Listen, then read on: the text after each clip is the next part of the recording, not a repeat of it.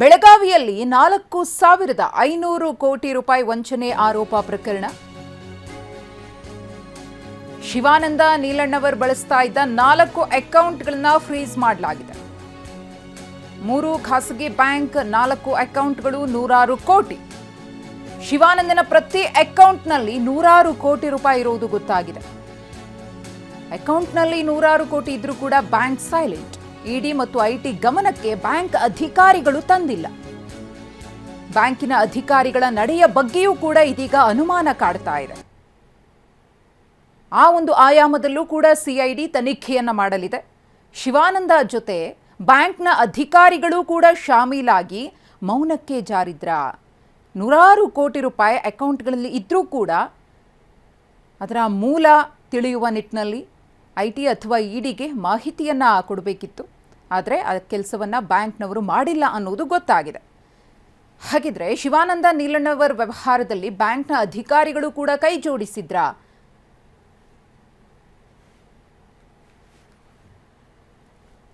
ಈ ಕುರಿತು ಮತ್ತಷ್ಟು ಮಾಹಿತಿಯನ್ನ ಕೊಡೋದಕ್ಕೆ ನಮ್ಮ ಪ್ರತಿನಿಧಿ ಸಹದೇವ್ ಮಾನೆ ನೇರ ಸಂಪರ್ಕದಲ್ಲಿದ್ದಾರೆ.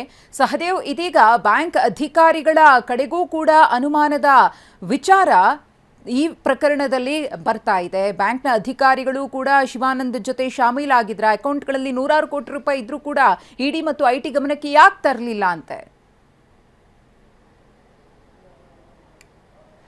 ಮಧುಶ್ರೀ, ಈ ಒಂದು 4,500 ಕೋಟಿ ವಂಚನೆ ಆರೋಪದ ಪ್ರಕರಣಕ್ಕೆ ಸಂಬಂಧಪಟ್ಟಂತೆ ಈಗಾಗಲೇ ಸಿಐಡಿ ತಂಡ ತನಿಖೆಯನ್ನು ಚುರುಕುಗೊಳಿಸಿರುವಂಥದ್ದು. ಎಲ್ಲ ರೀತಿಯಾದಂತಹ ಮಾಹಿತಿಗಳನ್ನು ಈಗಾಗಲೇ ಸ್ಥಳೀಯ ಪೊಲೀಸರಿಂದ ಕಲೆ ಹಾಕ್ತಾ ಇರುವಂಥದ್ದು. ಇದೆಲ್ಲದರ ನಡುವೆ ಈಗೇನು ಶಿವಾನಂದ ನೀಲಣ್ಣವರು ಈತ ತಮ್ಮ ಶಿವಮ್ಮ ಅಸೋಸಿಯೇಟ್ಸ್ ಮೂಲಕ ಏನು ಹೂಡಿಕೆಯನ್ನು ಮಾಡಿಸ್ಕೊಳ್ತಾ ಇದ್ದ 35,000 ಜನರಿಂದ ಈಗಾಗಲೇ ಸಾವಿರಾರು ಕೋಟಿ ರೂಪಾಯಿ ಹಣ ಹೂಡಿಕೆ ಆಗಿರುವಂಥದ್ದು. ಇದೆಲ್ಲವೂ ಕೂಡ ಎಲ್ಲೂ ಕೂಡ ಕ್ಯಾಶ್ ರೂಪದಲ್ಲಿ ಆಗಿಲ್ಲ, ಬದಲಿಗೆ ಎಲ್ಲ ರೀತಿಯಾದಂಥ ಆನ್ಲೈನ್ನಲ್ಲೇ ವ್ಯವಹಾರ ಆಗಿರುವಂಥದ್ದು. ಇಷ್ಟು ದೊಡ್ಡ ಪ್ರಮಾಣದಲ್ಲಿ ವ್ಯವಹಾರ ಆಗ್ತಾ ಇದ್ರು ಕೂಡ ಬ್ಯಾಂಕ್ನ ಅಧಿಕಾರಿಗಳು ಸೈಲೆಂಟ್ ಆಗಿ ಯಾಕೆ ಉಳಿದ್ರು ಅನ್ನುವಂಥ ಪ್ರಶ್ನೆ ಮೂಡ್ತಾ ಇರುವಂಥದ್ದು. ಶಿವಾನಂದ್ ನೀಲಣ್ಣವರ 3 ಖಾಸಗಿ ಬ್ಯಾಂಕ್ಗಳಲ್ಲಿ ಒಟ್ಟು 4 ಅಕೌಂಟ್ಗಳನ್ನು ಹೊಂದಿದ್ದ. ಸೊ ಈ ಒಂದು 4 ಅಕೌಂಟ್ಗಳಲ್ಲಿ ಕೋಟ್ಯಾಂತರ ರೂಪಾಯಿ, 100 ಕೋಟ್ಯಾಂತರ ರೂಪಾಯಿ ಈ ಒಂದು ಅಕೌಂಟ್ಗಳಲ್ಲಿ ಇರುವಂಥದ್ದು ಕೂಡ ತನಿಖೆ ವೇಳೆ ಪತ್ತೆ ಆಗಿರುವಂಥದ್ದು. ಒಂದೊಂದು ಅಕೌಂಟ್ಗಳಲ್ಲಿ ಸದ್ಯದ ಮಾಹಿತಿ ಪ್ರಕಾರ 120 ಕೋಟಿಗೂ ಅಧಿಕ ಹಣ ಇನ್ನೂ ಕೂಡ ಇದೆ ಅನ್ನುವಂಥದ್ದು ಸದ್ಯದ ಮಾಹಿತಿ ಪ್ರಾಥಮಿಕ ಹಂತದಲ್ಲಿ ತಿಳಿದು ಬರ್ತಾ ಇರುವಂಥದ್ದು. ಇಷ್ಟೊಂದು ದೊಡ್ಡ ಪ್ರಮಾಣದಲ್ಲಿ ಅಕೌಂಟ್ಗಳಲ್ಲಿ ಹಣ ಇದ್ರೂ ಕೂಡ ಬ್ಯಾಂಕ್ ಅಧಿಕಾರಿಗಳು ಇದ್ರ ಬಗ್ಗೆ ಯಾಕೆ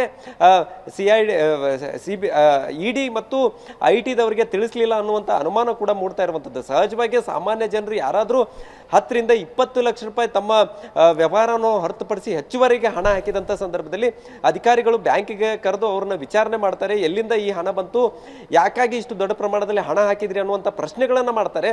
ಆದರೆ ಇಲ್ಲಿ ಕೋಟ್ಯಾಂತರ ರೂಪಾಯಿ ವರ್ಗಾವಣೆ ಆಗ್ತಾ ಇದ್ರೂ ಕೂಡ ಈ ಒಂದು ಬ್ಯಾಂಕ್ ಅಧಿಕಾರಿಗಳು ಯಾಕೆ ಇದನ್ನ ಪ್ರಶ್ನೆ ಮಾಡಲಿಲ್ಲ ಅನ್ನುವಂಥದ್ದು ಒಂದು ಕಡೆ. ಆದರೆ ಮತ್ತೊಂದು ಕಡೆ ಈ ಒಂದು ವಿಚಾರವನ್ನ ಇಡಿ ಅವರ ಗಮನಕ್ಕೆ ತರಬೇಕಿತ್ತು, ಐಟಿ ಅಧಿಕಾರಿಗಳ ಗಮನಕ್ಕೆ ತರಬೇಕಿತ್ತು. ಯಾವುದೇ ದಾಖಲೆಗಳು ಇಲ್ಲದೆ ಇಷ್ಟೊಂದು ದೊಡ್ಡ ಪ್ರಮಾಣದಲ್ಲಿ ಹಣ ವರ್ಗಾವಣೆ ಆಗ್ತಾ ಇದೆ ಅನ್ನುವಂಥದ್ದನ್ನ ಗಮನ ಸೆಳಿಬೇಕಿತ್ತು.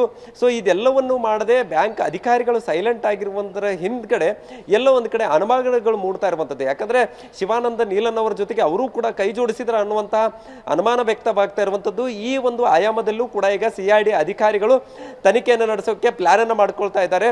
ಸೊ ಅಧಿಕಾರಿಗಳನ್ನ ಎಲ್ಲಾದರೂ ತನಿಖೆಗೆ ಒಳಪಡಿಸಿದ್ದೇ ಆದ್ರೆ ಇದೆಲ್ಲದರ ಹಿನ್ನೆಲೆ ಕೂಡ ಹೊರಬರಲಿದೆ. ಮಧುಶ್ರೀ, ಧನ್ಯವಾದ ಸಹದೇವ್ ತಮ್ಮ ಮಾಹಿತಿಗಾಗಿ.